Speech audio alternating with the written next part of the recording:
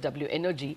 That stock was buzzing lately on account of them securing a short-term PPA, a power purchase agreement, we understand, with the Karnataka SEB, the Karnataka Discom. DK Shivakumar, of the Energy Department of the Government of Karnataka, has just joined us now to get a sense of what are the opportunities in the power space in South India. Mr. Shivakumar, thank you very much for joining us this morning. Can we start with this PPA power purchase agreement, which apparently was signed between JSW Energy and your state's Discom? Is that right? How much of power are you wanting to buy? See, we wanted to have a short-term power. Though we are sufficient, we are managing the issue. We have called for a short-term tender for 1,200 megawatt and about some 600 to 750 megawatt we have just tied up with JSW, and we are taking that power. So what would the tariffs be? This is right. For this tie-up? No, tariff is about 3 rupees and odd, 360 and something. So why only short term? Will you ever think of making it a slightly longer term contract at all? No, see what has happened in Karnataka, we have already planned for this Kudgi plant is there. Kudgi, Ermeras and Ballari plant. In these three we are getting more than 2,500. In Kudgi we are getting about 1,200 megawatt. And Ermeras we are getting 1,600 megawatt in the future. And in Ballari we are getting 700 megawatt. In solar, I think we are adding about 1,000 megawatt this year. So we'll be self-sufficient. Okay. So we doesn't want to take a very big risk on this issue. Okay. So we decided for a short term. Though we had a call for a medium term tender last year, but again we decided we don't want to comes to bleed. So that is why I think still compared to the other states, we are paying very well to all the power suppliers. Okay. Mr. Shivakumar, good morning. Of course, Karnataka is a power deficit state. What's the plan over the next 2 or 3 years? In terms of reducing the deficit? See, yesterday the Pravasi Bharati Divsa ended in Karnataka. See, when all things are right, the central government, whatever may be the political differences we have from the central government and the state government, still the central government thought that Karnataka is a very good destination for industries and various places to be attracted. So they placed the Bangalore as the center for this Pravasi Divsa. And knowing that we have already been equipped on that, we are, I think, we will see that whatever the problems are there, we have a small deficit, that's all. It is not a very big issue. That is for the time being.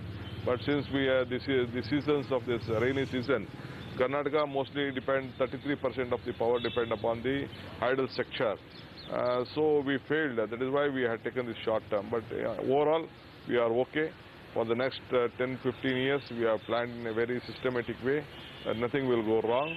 And even in the next year, I think we will have an excess power of more than 1,500 megawatt. Okay, that is what we look at. Mr. Shivakumar, you earlier said that the tariff rates would be for this particular PPA at about 3.6 rupees. Is that the average rate that we're looking at for all the other short-term PPAs? And what is the average cost of procurement now? No, average, see, it is in some cases, see, we have tied up with NTPC for 3 rupees 33 paisa in solar. In solar, some will be about 480, some of them in Damodar Valley we have at 4 rupees 50 paisa. In this we got 3 and hard. And in our own discounts we have about more than 4 rupees 40 paisa in our average of 440. In our idle we get within 50 paisa we get our power in our own idle. So the average comes within 4 rupees, average about 4 rupees. Okay, so there is no plan now for any further long-term PPAs at all? Because I understand 3 of your own power plants are going to come on stream at Yeramaru, Raichur and the Raichur second unit. No. See, we are just looking at these investors who are coming forward. If they need very big power, definitely we will plan for a long plan, and we have been permitting other players also to see. Even JSW can have extended as per the new policy. JSW and Udupi Power, both of them can have their expansion. Okay. We will allow them for the expansion also within the state. No, you will within allow the state, we expansion, but wanted will you to buy the encourage power, people. sir? The big problem with power companies is they are willing to expand provided you give a PPA. Are you open for No, no. any longer-term PPA anytime soon? See, definitely government of India has come out with a policy. We doesn't want, but at the same time, not only buying, we need consumers, no? And a lot of people are going for open access. Open access is there. But still, I am thinking, we are just looking at, we need proper consumers who can pay us well. We are just waiting for this Pravasi Bharati Divasa. We are making a list of who all wanted to invest in Karnataka. As per the plans, definitely we will see that there will be no power cuts, there will be no power shortage, and we will supply power to whomever people want to invest in Karnataka. Sir, can you give us an update on what's the latest with respect to the Uday scheme? I mean, have there been any decrease in losses of the AT&C, and has it improved the efficiency of the SEB? See, in Udaya scheme, I think you have seen the reports. In India, in the quarterly report, Bescom has stood the #1 in performance. And out of 5 companies, what we have, 3 companies are 1 in 8. One is in 6 and one is in 8. The ESCOM is in 6 and the other CHESCOM is in 8. And this is the level of performance what our ESCOMs are doing it. We are a little bit very progressive. We are looking at and we are accepted. Sir, our question was, what is your TND loss now? What was it a year ago? Is there a loss in TND or AT&C losses? No. There is, it has been decreased. The loss has been decreased to 0.5% compared to the last year. And now I think we have already around Bangalore, there was a lot of issues. More than 3,000 crores of rupees has been invested only on the transmission sector.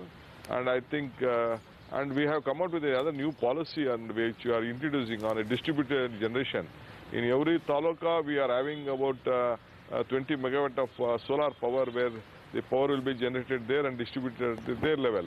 And I think today there was, I was supposed to attend a cabinet. We are coming out with a new solar policy that in every taluk we are going to distribute solar to minimum to 150 to 200. Okay. So that power can be distributed in the same level. So we wanted this 280 losses to be reduced. Okay. This is the plan of action which we are looking at. All right, sir. We'll have to leave it at that. Mr. Shivakumar, thank you very much for joining us with those details. So.